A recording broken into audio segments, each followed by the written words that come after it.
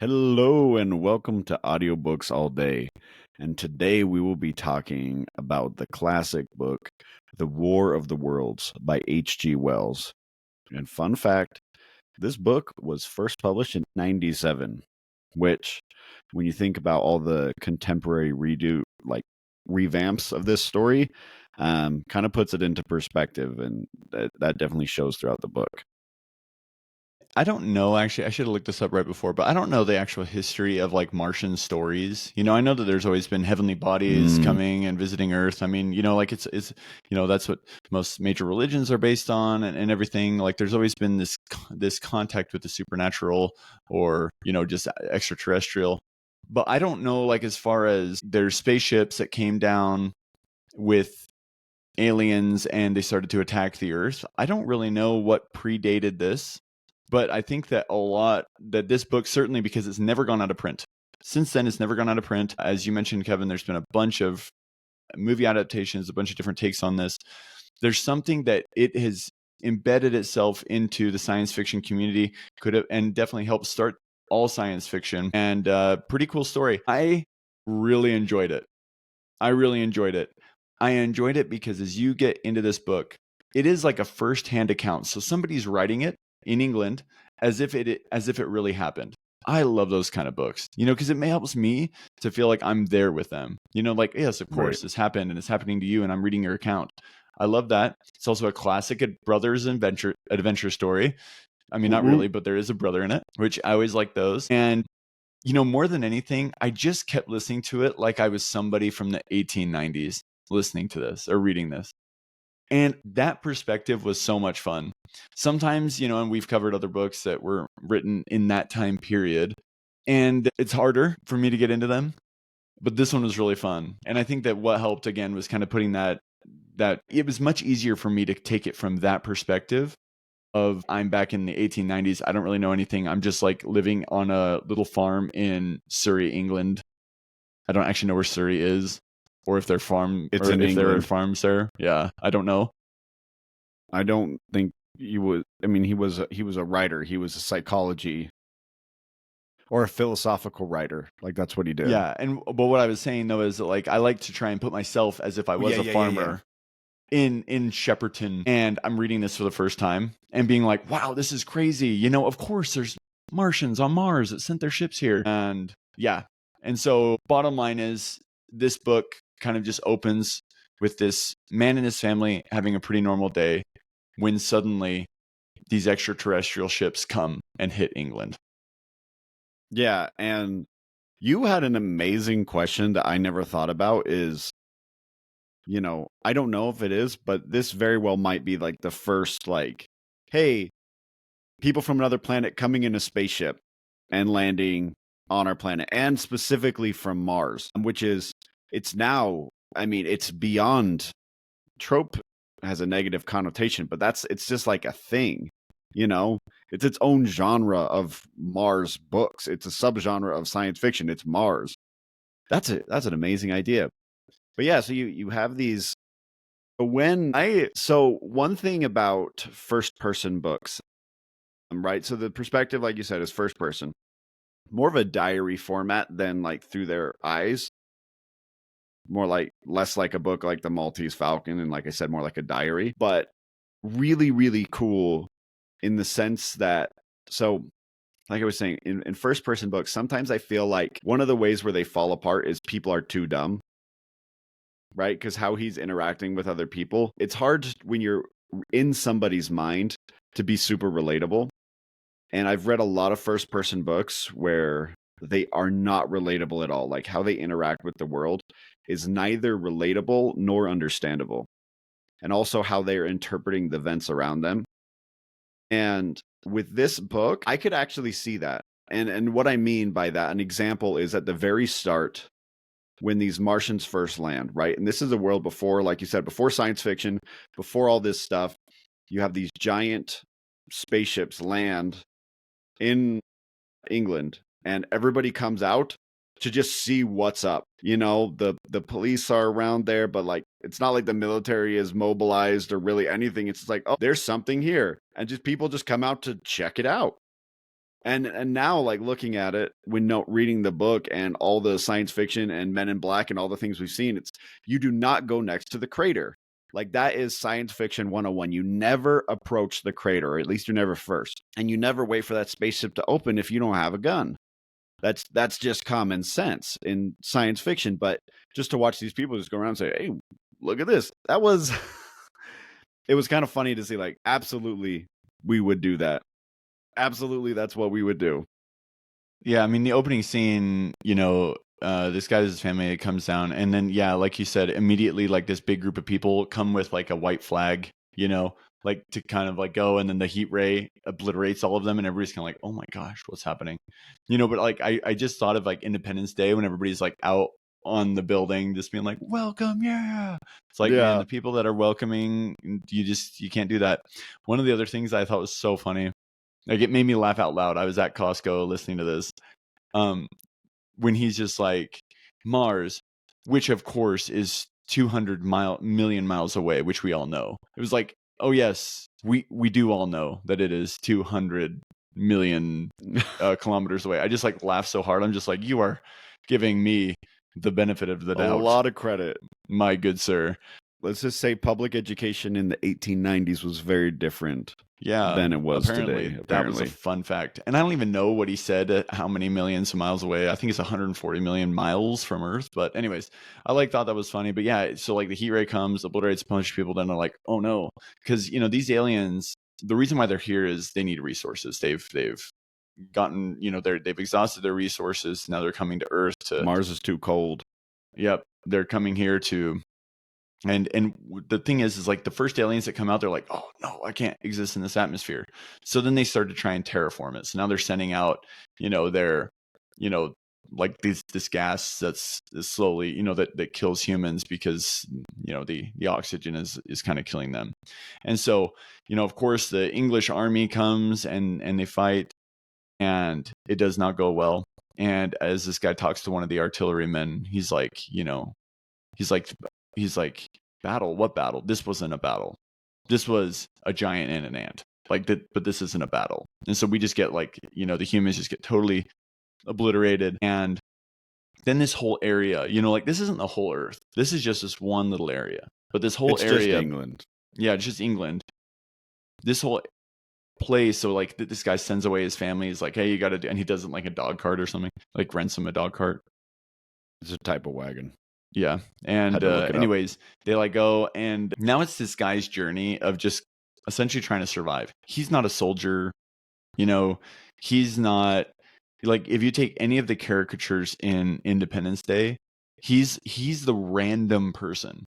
Like he's just like the random person outside of all this is just kind of caught up in it all. He's random person in bunker one. Yeah, like, but he doesn't contribute to, like, that's another thing that I thought was so fun. This guy's not necessarily a hero. Like, he's not fighting in the battle. He doesn't find a solution for the aliens, which we'll get into what happens to the aliens. But he doesn't like find the solution. All he does is survive. And it's just this one person story. So when you're like watching a movie and then you just see these random people, this is one of those guys and this is his story. And that's what's so fun about this. He's not very important, but you see it from a very normal person's point of view, which is so fun. But you're so right. Yeah. You're so right. Anyway, so the Martians are attacking again. People are fleeing London. All these bad things are happening, and then something eventually that I thought was. Oh, go for it. Oh no! It's something I thought was interesting. You like how they're attacking, right? This is in 1897. Nobody's driving cars. Everyone's using horses to get around. Also, there's no flying machines. Like it wasn't until the next, into the early 1900s that the Wright brothers ever successfully completed anything of flying. So when this book was written, I in more modern adaptations, they're in these spaceships and flying around. These are just giant, like kind of the traditional spaceship kind of looking like kind of discs with a bunch of legs, and they're like 100 feet tall and just walking around and blasting stuff with heat rays and then sending out gas. Like they are breaking the Geneva Convention left and right. It's chemical warfare, incendiaries, chemical warfare, cannibalism, which I guess is not cannibals because they're Martians. So They just eat people. So when they eat the people, that's not cannibalism. That's a different ism, as it were. But yeah, I mean, they're just coming out and they are just beating the crap out of the people. Except, man, what was that ironclad? It was like the golden Thunderchild, Thunderchild. I don't know where gold came. Thunderchild.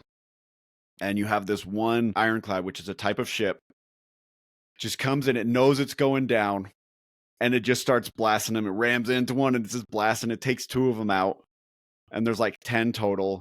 And this one ironclad, then it explodes, gets blasted by the heat ray again, war crime. And then it's just you have this one bright spot, and I don't know why they were in the water. I think they were crossing some river. It didn't really explain why they were in the water, just that 3 of them were in the water. And then this one ironclad just was boss, and then everyone died. But, got rid of 20% of the enemy force. And then, was dead. But that was pretty much the only moment where humans were like, hey, we hit back. They pretty much just got steamrollered. Yep. And now like the Earth is, being run by the Martians pretty much, despite all of that effort. Then the main character gets trapped in the ruins of a manor. And he's like just trapped there. And so the whole like second part of the book is essentially this guy being now isolated from all of the events that are happening. And he's like trapped there with another person.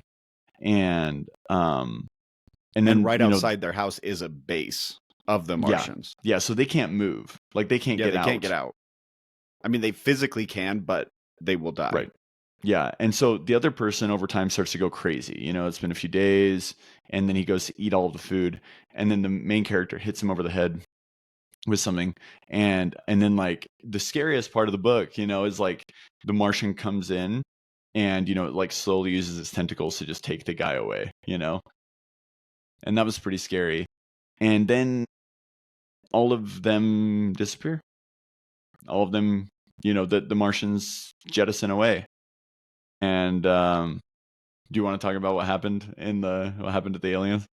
Yeah, and so they start gathering back up in London, which is happenstance, the place the main character goes next. And this is actually, to me, this was at first the best moment and then the worst moment of the book. Before he even got to London, when he gets to London, he runs back into the artilleryman. So at the beginning of the book, he hides up in his house with this guy known as the artilleryman. He's works for the artillery with the British military. And, he first runs back into him, and this dude goes total like, total alone insane status. Yeah. No, he's not insane. He's totally like, all right, we're going to live in the wild. We're creating an underground. We're doing all this stuff. I'm not saying he's right, but I'm saying he's like, okay, this dude has a plan. This dude is thinking about the survival of humanity. This guy is hardcore. And I started to fall in love. I'm like, this guy is amazing. This is the exact type. I mean, crazy. Yeah, this is the type of insanity you want in an apocalyptic event, right? You want somebody to stand up and be, I'm going to be crazy. And, I'm thinking long term. And then the main character he like gets caught up in this vision just to find out that the guy is just a pure idea man, and he's super lazy, and he's not actually doing anything, and certainly not intelligently, to bring to pass his vision. That kind of broke my heart. So I was like, everywhere. I feel like a really big part of this story was about human fragility. Was that not only the fragility of civilization, which the Martians come down and they've only blasted a few people and society completely collapses. Like, London doesn't get punched. London, like, gets slapped, on a war scale. Probably by the time everything collapses, Martians have landed. Yes, that's bad. Maybe 20 people have died by the time society really starts to collapse. And that just ripples out from there. And it just, one of the really major themes of this is that people are kind of fragile, and that a lot of people crumble in the face of true adversity. Yeah, and then and that is very true. I mean, the military, when it finally met its might, it's just kind of like, oh well, I guess we're done, and it just kind of ran away. Like there was no, but it kind of goes to the point that like they were so disproportionately different from the Martians, and Right, then right. like the, it's kind of interesting because the main character starts to kind of have like some lucid thoughts and conversations and coming tos. And I really liked this quote, and it talks about, and before we judge them, meaning the aliens, before we judge them too harshly, we must remember the ruthless and utter destruction our own species has wrought, not only upon animals such as the vanished bison and the dodo, which is interesting because they probably thought that the bison was going to go extinct at this time, in the late 1890s, because anyway, for a lot of reasons, but it is Because they upon almost were. but upon its inferior races, the Tasmanians, in spite of their human likeness, were entirely swept out of existence in a war of extermination waged by European immigrants in the space of 50 years. I like that because it's kind of like, hey, do we really blame these alien people? Like, is it actually their fault? Or are they just kind of doing what we do, but they're just better at it? Right. So That was who's in the wrong? I mean, I would say if they were trying to eliminate my species, you're in the wrong. But that was interesting. And then one other quote that I really liked too was, they were like, what good is religion if it collapses under calamity? So it's like posing this question: what good is religion if it collapses under calamity? Think of what earthquakes and floods, wars and volcanoes have done before men. Do you think that God has exempted us? He is not an insurance agent. And I kind of like that because I bold think, stuff. yeah, it's pretty bold stuff. And like theologically, it may fit in with some religions. I think that I just think that, but the question is super important: of what good is religion if it collapses under calamity? It is of no use. And so, anyway, I think that that's just really interesting, and maybe an interesting question for us all to ask about our own belief systems. But Absolutely. yeah, I, kind of at the very end though, the main character, we were going to go to what actually happens to the aliens. So they're back up in England. Go for it. Yeah, so they're back up in England, and they just kind of hears this wail, kind of like a siren, like a I don't how do you know? But it's like wow, wow, wow. I don't know. I'm just making noises into the mic. But and the main character is looking around and eventually sees that it's coming from one of these Martian vehicles, these Martian death machines, I think is the proper term. And he sees another one has like crashed, and he's really confused because they're not moving around, nothing's happening. And basically what had happened is that these Martians who had lived, on Mars for their entire existence, presumably, and their forms were really different. They couldn't handle our gravity, very well. And they were, essentially they had a lot of differences to come in. They had a different type of atmosphere. And the biggest thing is that they didn't have any immune system comparable to where we were at. So these who were the mightiest in all the land were laid low. I forget exactly how he says it, by our tiniest of allies. Something like that. I know I should have written down, because he explains this so great, because he's like talking about how germs have always been the plague of humanity, and how it's almost wiped Right. us out. But now they're like here to like the Martians never paid the price or whatever. Right. And how so many of the human species, like we exist, and there are so many horrible diseases still on our earth that us as humans, we have completely or largely grown immune to, because just through natural selection, because they did kill most of us at one time or another. And just how sickness is the thing that actually wiped these people, these Martians out. That and the Thunder Child, but mostly the sickness. And just, I just thought it was so, it's kind of poetic that, these people and these machines that were truly larger than life and, pretty much dictated life and death with a sweep of their heat ray, were laid low by something so small as just germs. Right. And that's, again, another thing I just love about this book is like, you don't know the character's name. You don't know his brother's name. You don't know the artilleryman's name. But these are just like the side characters in a larger, book. They're just, and then all these aliens died, and it's not their fault that they died. But they just died. And then he suffers a nervous collapse, the main character. He's nursed back to health, and then thankfully goes and finds his family, which was so good. And then after that, he kind of pontificates on, and we've done a little bit of this already, but just like, what's our meaning in the universe? Because the whole thing is essentially called, when the Martians came, it created what's called the Great Disillusionment, where essentially we realize, oh my gosh, we're not the only ones here, right? We're not the only ones in the universe. We're not all powerful. We're not all what we thought we were. And that's the Great Disillusionment, is this disassociation of ourselves as being the ultimate, and really kind of puts us in perspective with the greater universe. And, after that happens, it's like, what does that mean for mankind? And for us, it's almost like, how can we, like the big question that I was trying to take away from it is like, how can we have our own great disillusionment without having to be disillusioned, or like, how can we humble ourselves without being compelled to be humbled?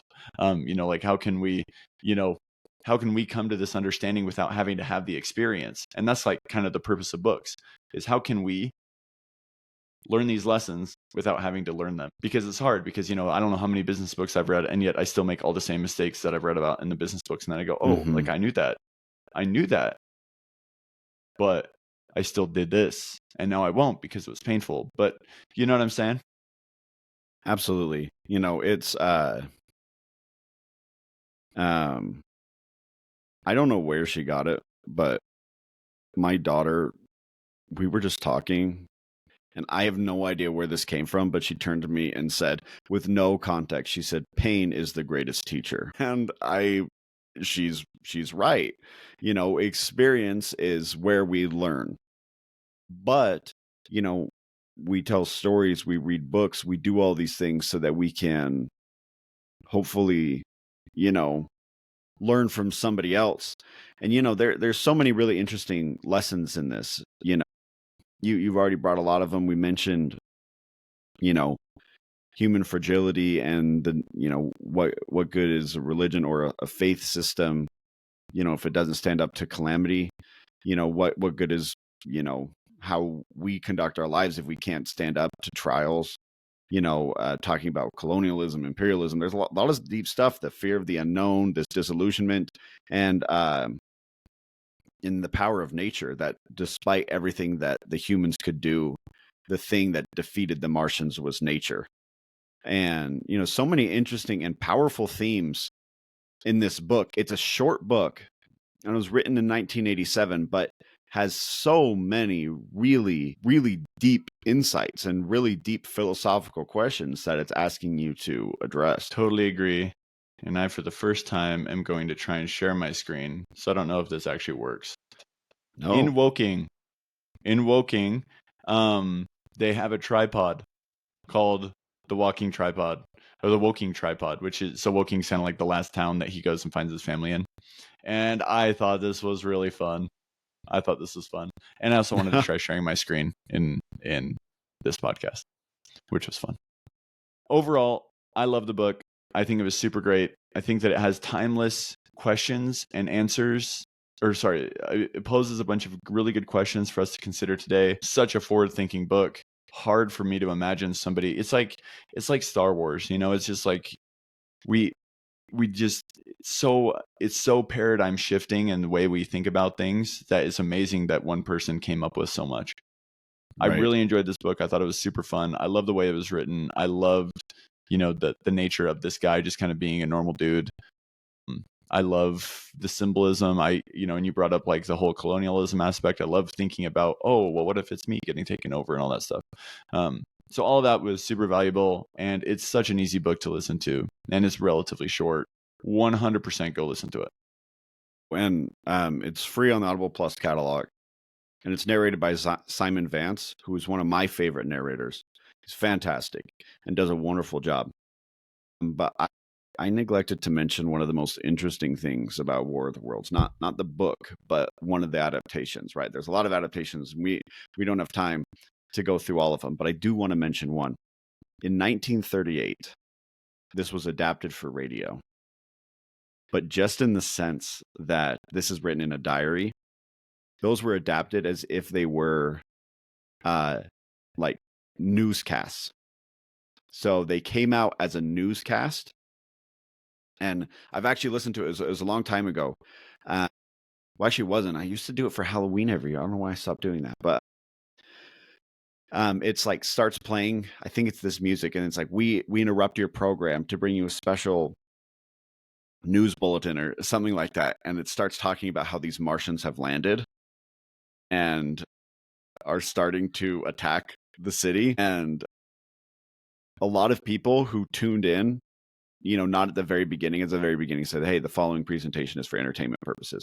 And that's like all they said. And if you missed that, a lot of people tuned in. CBS was one of the biggest radio stations at the time, and they heard this and they thought it was real. They thought that this was a real newscast, or if they didn't think it was real, they were like, what the heck is going on? Anyway, which, this becomes one of the most infamous radio broadcasts of all time. And just something that's really, really, really fun, and that it could still, even after the book had been published and had been out for, 30 plus years, that it was still getting, could be reinvented in such a dramatic and fun way.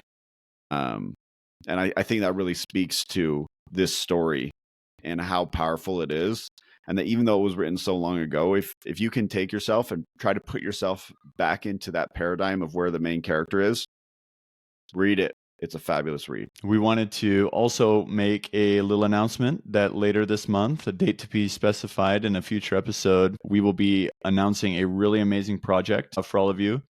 And we're excited to share that with you, something that Kevin and I have been working on for actually almost a year now. Almost a year we've been working on this project, and it's finally coming to fruition. I think that all of you will love it, and definitely want to get it in your hands. Bottom line, we'll have a special code for you to go in and order the project when it's there. So we'll make further announcements coming on. Thank you so much for tuning into Audiobooks All Day, and we'll catch you next week.